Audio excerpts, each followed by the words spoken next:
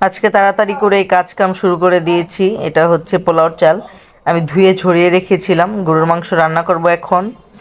তো অনেক কাজ ছিল আজকে, তো সব কিছুই আজকে দেখাবো। আজকে আমার আপুদের জন্য কি কি রান্না করছিলাম। তো এখানে একটা কড়াইতে আমি সয়াবিন তেল দিয়ে দিয়েছি আর দিয়েছি গরম মশলা। এখানে হচ্ছে জয়ত্রী, যেটা জয়ফল, সরি, এটা হচ্ছে জয়ফল, সেটাকে আমি ছুরি দিয়ে কুড়িয়ে নিয়েছিলাম। আর এখানে দিয়ে দিচ্ছি পেঁয়াজ কুচি। বেশি পরিমাণে পেঁয়াজ কুচি দিলে গরুর মাংসের স্বাদটা খুবই মজা লাগে। আর পেঁয়াজ বাটাও দিতে পারেন, এখানে পেঁয়াজ বাটাটা দিলে আরও বেশি মজা লাগে, বেশি স্বাদ হয়। তো আমি তাড়াহুড়ো করে আর কি রান্না করছিলাম, একটা চুলোতে কয়টা রান্না করা যায়। তো এই তো এখানে হচ্ছে একটা মশলা বানিয়ে নেব। আদা রসুন বাটা এখানে, আর এখানে হচ্ছে শাক বাটা, হলুদ মরিচ ধনিয়া গুঁড়া জিরা গুঁড়া লবণ, এগুলো সব আর কি একটা পেস্ট বানিয়ে নিব পানি দিয়ে। তো কালকে আপুরা হুট করে চলে এসেছিল আমাকে সারপ্রাইজ দেওয়ার জন্য।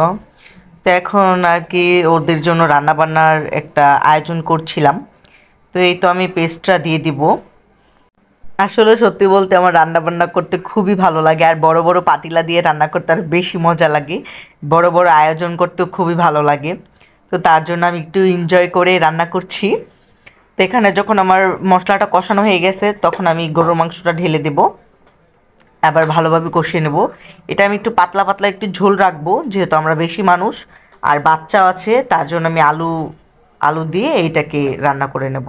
কারণ বাচ্চারা আলু খেতে খুবই পছন্দ করে, আর আমিও খুব পছন্দ করি। আলু ছাড়া আমার চলেই না, তো আমার খুবই ভালো লাগে। তো এই রান্নাটা আমি আলু দিয়েই করছি।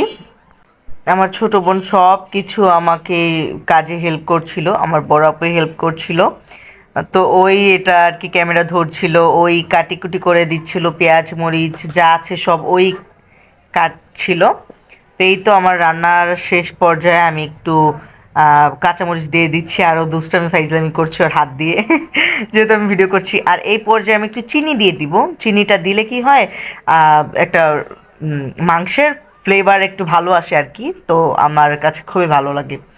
তো এই তো আমি একটু টেস্ট করে দেখছিলাম যে মজা হয়েছে কিনা। তো বলছে ওয়াও, অনেক মজা হয়েছে। তো আমি এখানে সুরমা মাছগুলো যেগুলো আমু পাঠিয়েছে এগুলো আমি ভেজে নেব এক এক করে। আজকে আমি কি কি রান্না করছি সেগুলোর জাস্ট আমি ভিডিওটা দিচ্ছি এক এক করে, পুরো ফুল ভিডিও দিতে পারছি না কারণ অনেক কাজ বাসায়। তো এখন আমি পোলাও রান্না করব।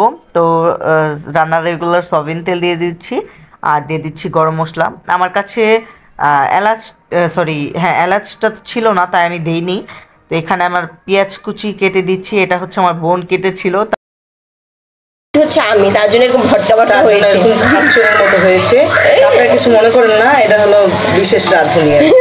তো এই পর্যায়ে আমি পোলাওর চালগুলো দিয়ে দিব।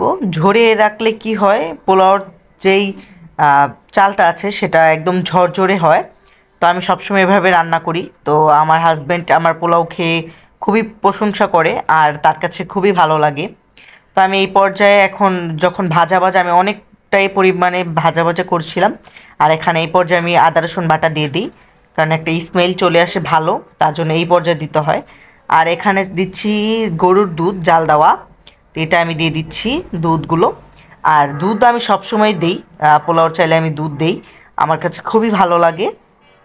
স্বাদ মতো লবণ দিয়ে দিচ্ছি, দিয়ে ভালোভাবে নাড়াচাড়া করে ঢেকে আমি রান্না করব।